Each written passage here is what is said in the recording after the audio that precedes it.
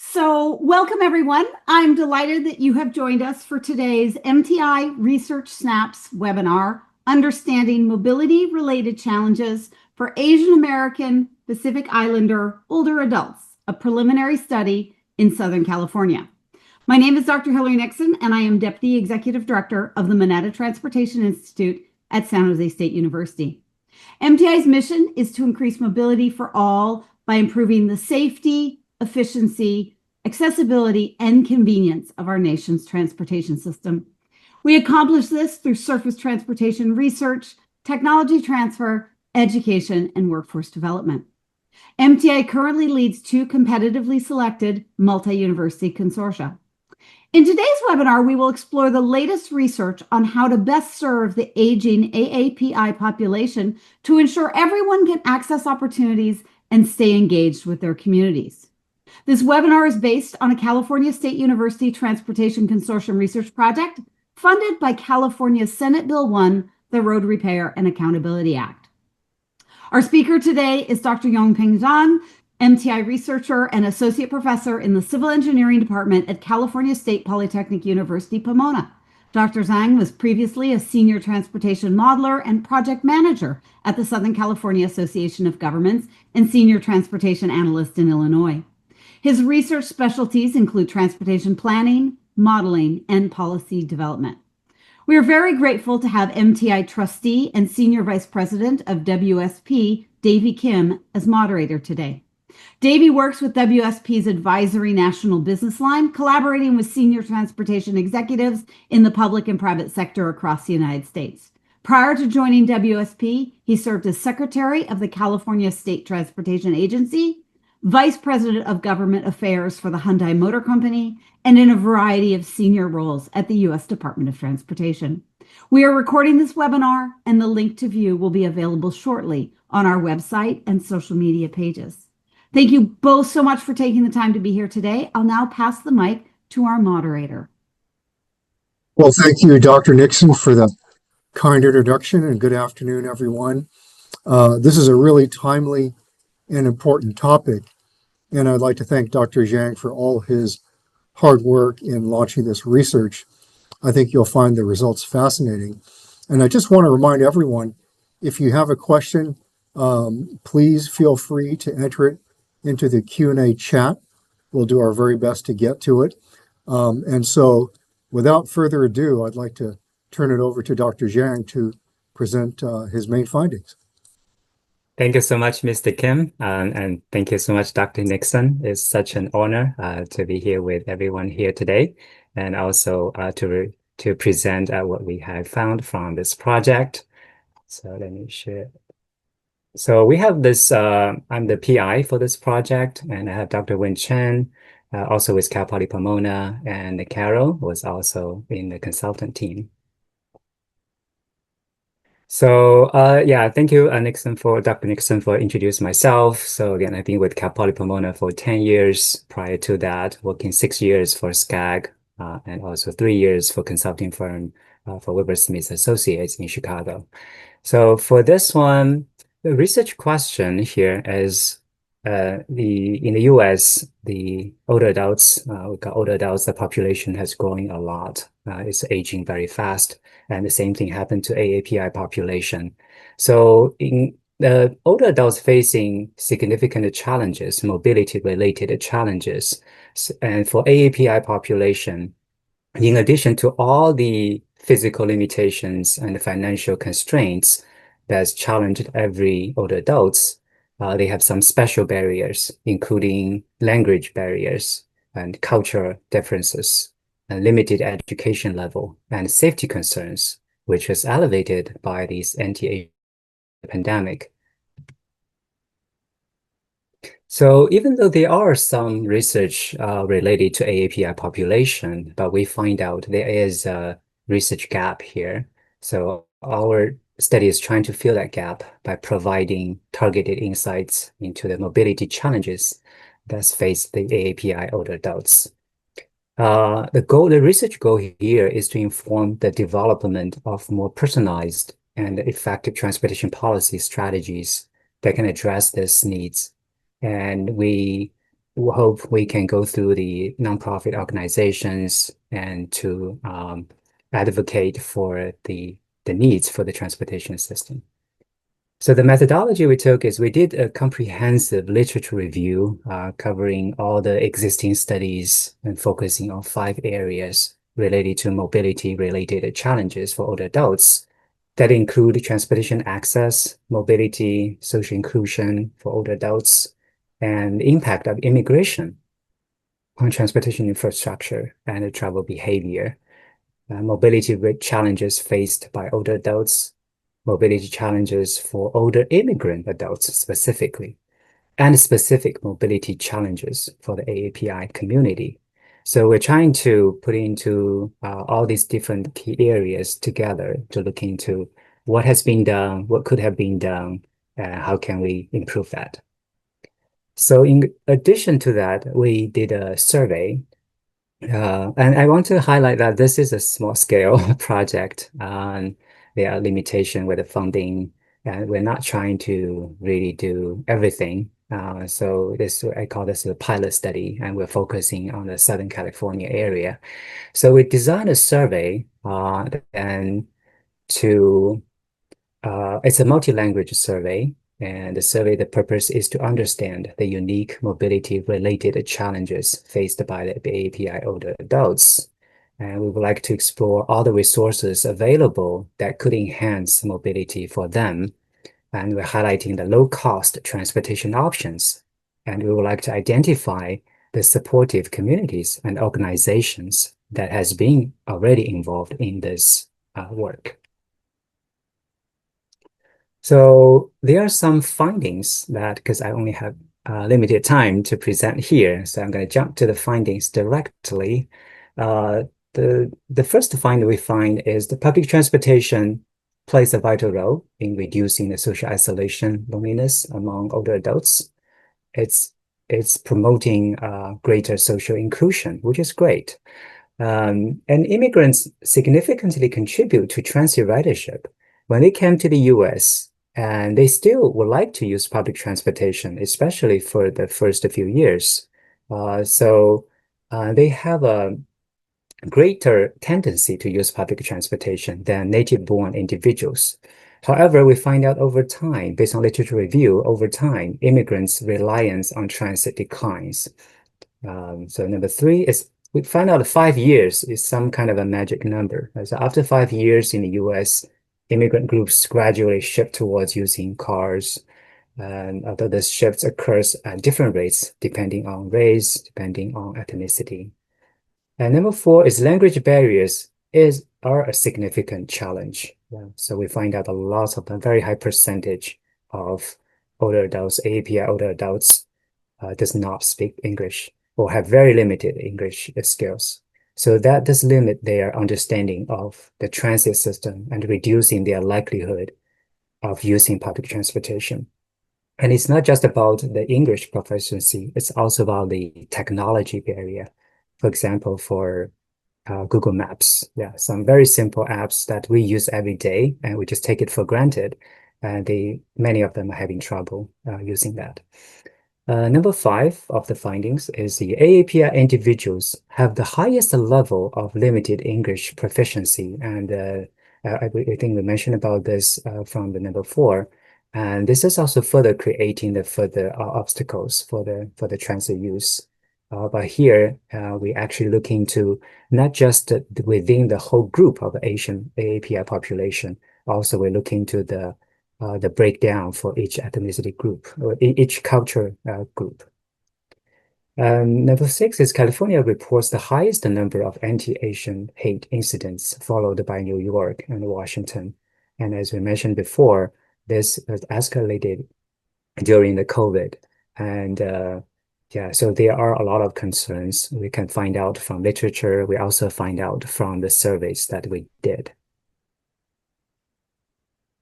Number 7 is the older adults, AAPI adults, especially aged those 75 plus, they face substantially higher pedestrian death rates and making them more vulnerable to traffic-related fatalities. So on one hand, we would encourage people to be more active by working more, but on the other hand, they are being more vulnerable. So number 8, again, for the COVID, public transportation use among older adults has decreased significantly. And this is not just for older adults, of course. This is more for all population. But we do find out for the older adults, this has decreased even further.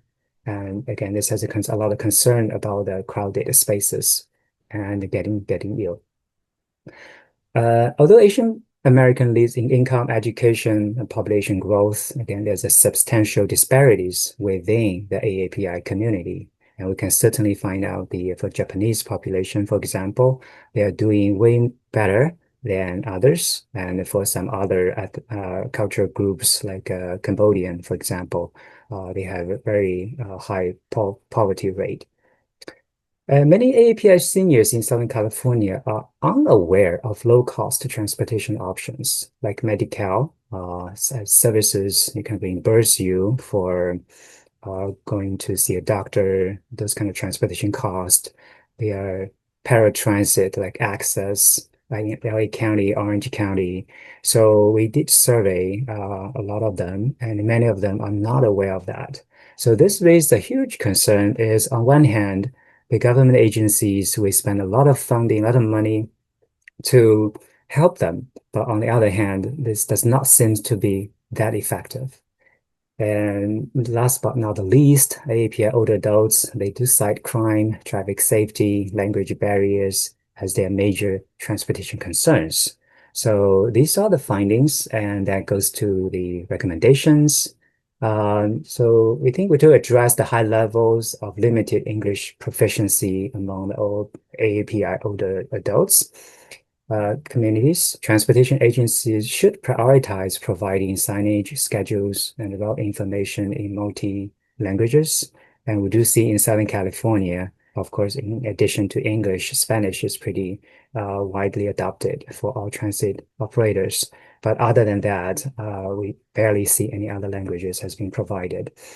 Low-cost transportation programs should also offer multi-language websites, registration forms, and phone reservations to ensure older adults can access service independently without relying on others for help.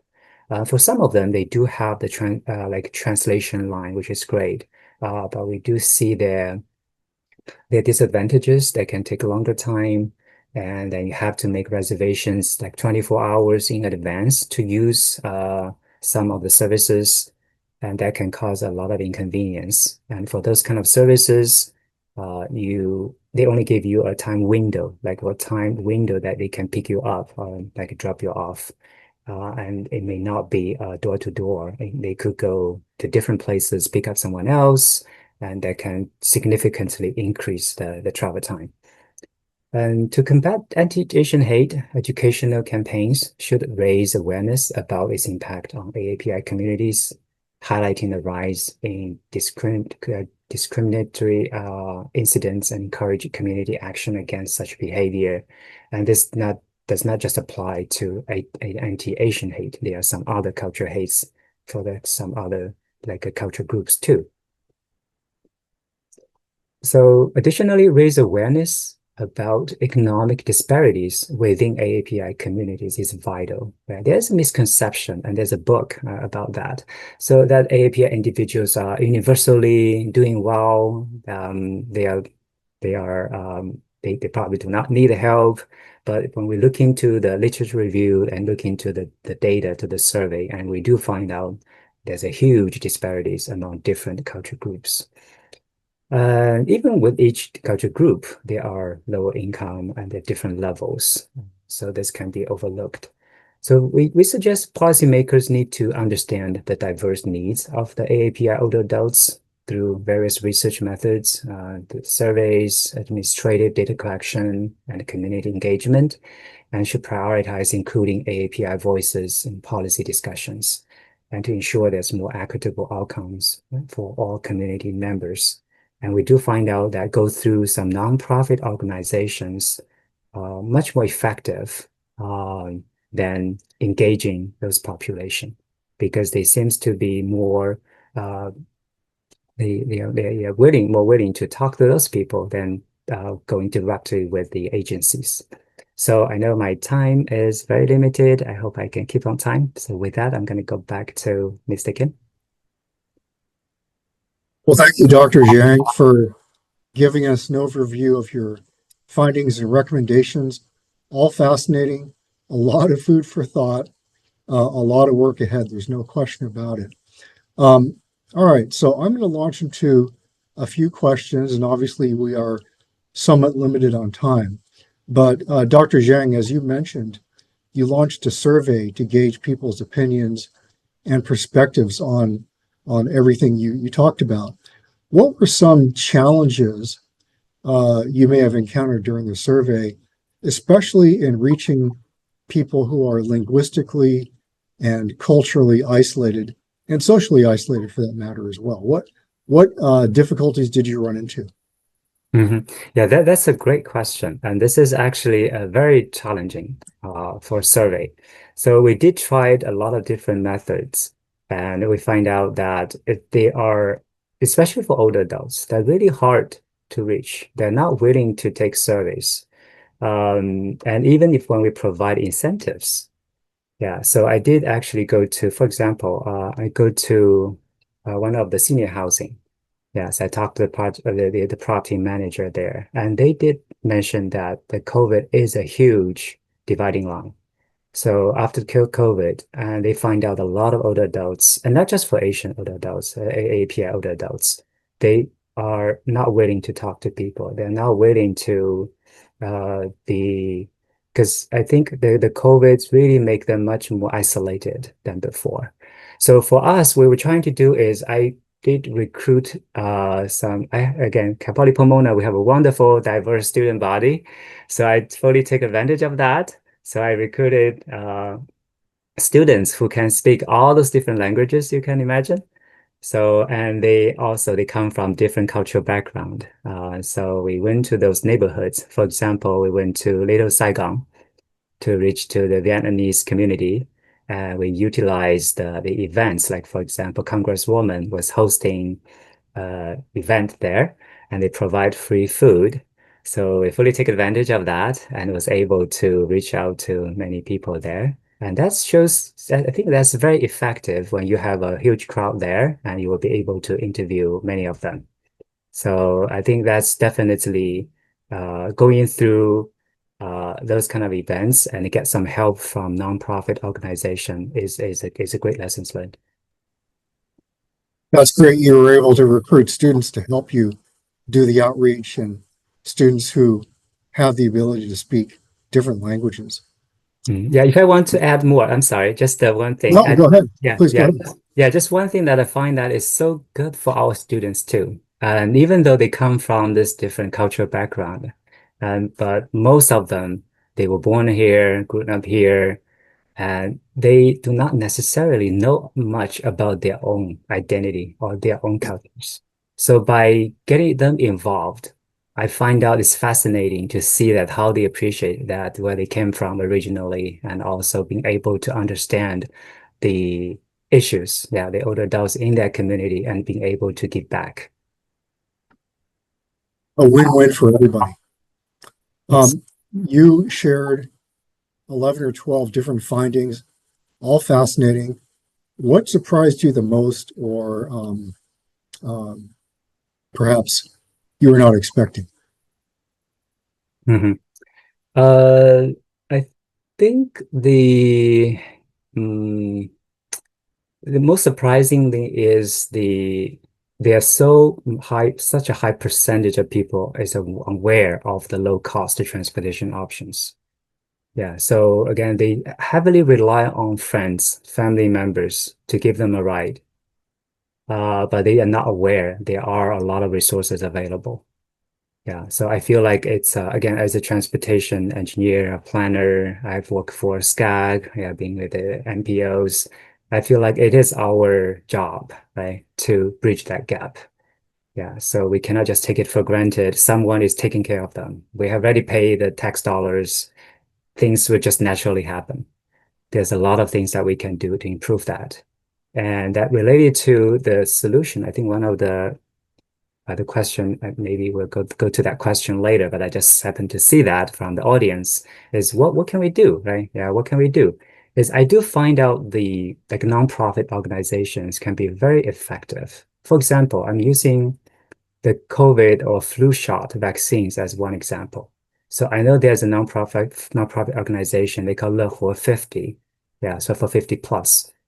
So they provide a little bit incentives, like $10 gift card for per shot. If you want to take vaccine or take the COVID shots.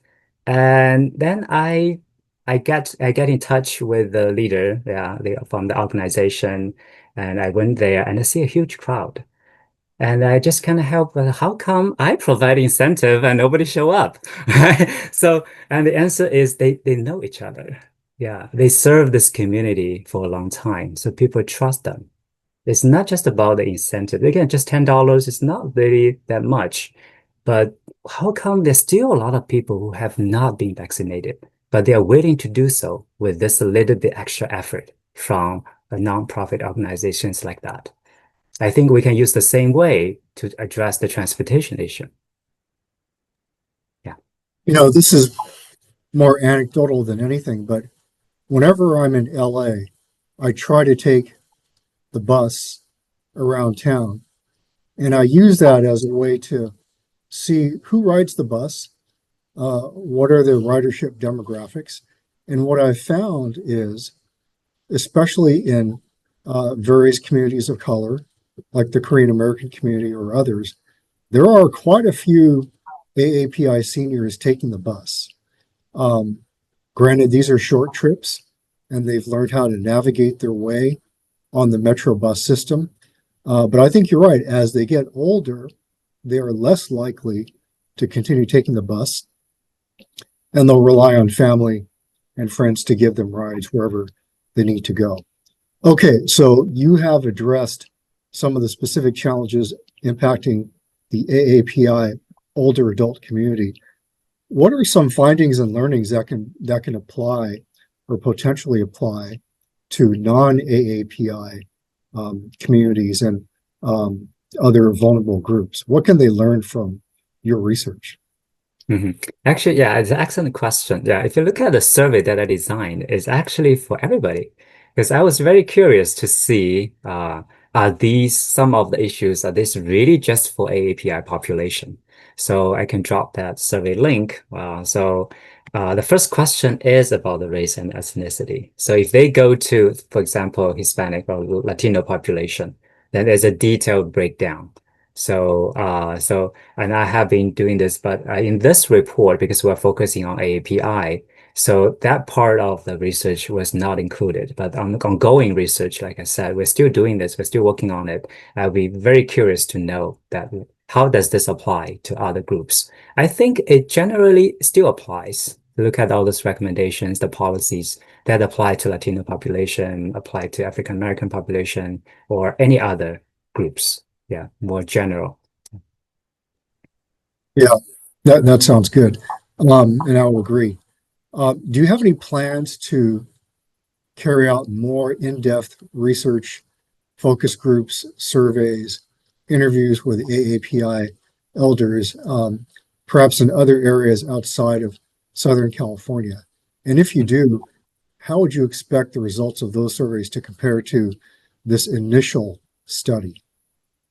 Yeah, again, it's a wonderful question. So certainly I would like to do this for the whole country. Yeah, and initially actually we proposed something even bigger, but again, understanding the funding issue. Yeah, so I feel like it's not that realistic, but I still hope by using this webinar, if you work for a nonprofit organization or if you're a researcher, I really hope we can collaborate. I need your help.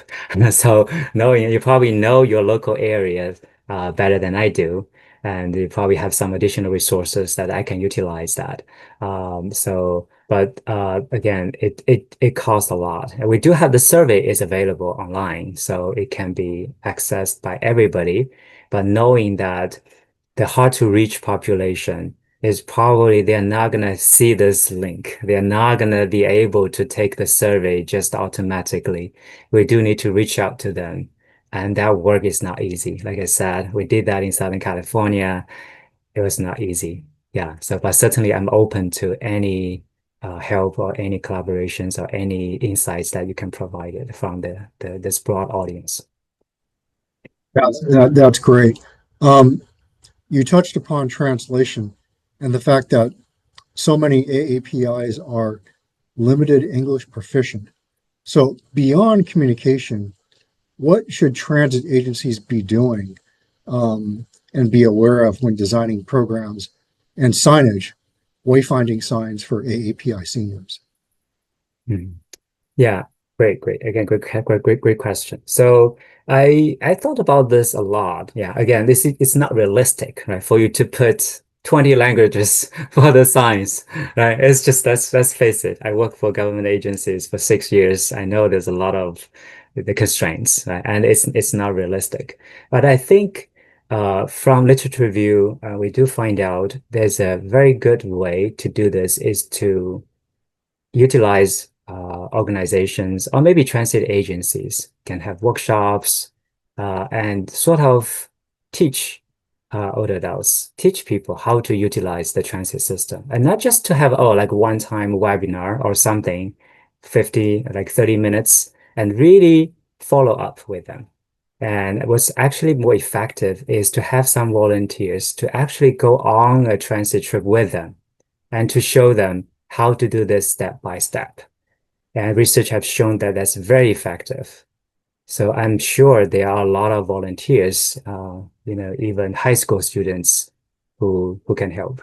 Right? We do not have to hire people full time just working for this, but it's an additional effort. Recognizing that it's not something easy to do, but I think this is the right way to do. Is once we show them how to do that once or twice, then we follow up with them, and then they get used to that. Also thinking about many of them, even if we can just train them how to use one or two lines, that can still solve a lot of their problems. Like if they go to see a doctor's, they go to some grocery shopping, yeah, if they may just rely on some fixed line, one line or two lines, and that can still help a lot. Dr. Nixon, how are we doing on time? Do we have time for one other I think question? we have time for one more question. Yeah. Okay, great. You also mentioned the concern about anti-Asian hate, and especially elderly folks, AAPI elderly folks, potentially becoming victims of violent crime when taking a bus or train. What can we do to keep seniors safe?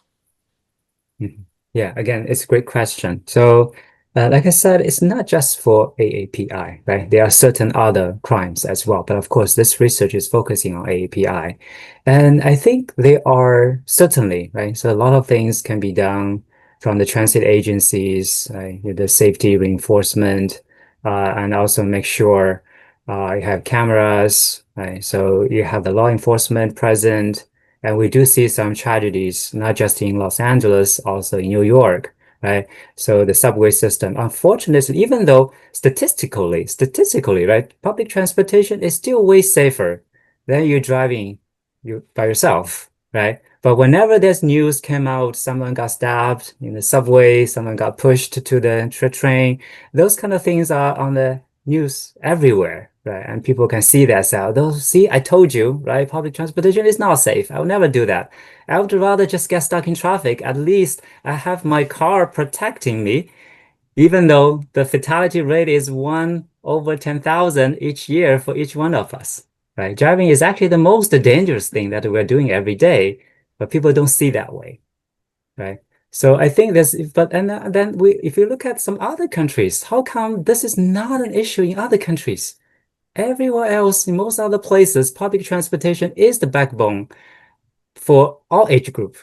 How come it's not a problem there? Can we do something better? I think we need to, not just for the older adults and for the whole population, we need a safer public transportation system. That's a So I'm topic going for to, another seminar or webinar. We can talk all day about it, but sorry, Dr. Nixon. Nope. I will Nope. turn it back to you. Absolutely. Thank you. So, and I agree, we could talk forever. So with that, our time has come to an end. I wanted to quickly address a couple of comments about next steps and recommendations. So Dr. Zhang is working on another study funded through the U.S. Department of Transportation that will be kind of looking at the next steps in this work. And then broadly with our SB1 program, we, in addition to the publication, the webinar, we work very closely with legislatures at the state level and share our research findings with them. So we certainly do make sure that our California elected officials get the information about the research. And then we have a broad network of transit agencies and MPOs that we also share our work with. So thank you both so much for being with us today. We've got the final report on the MTI website for those who want to take a closer look, and we've dropped that link in the chat.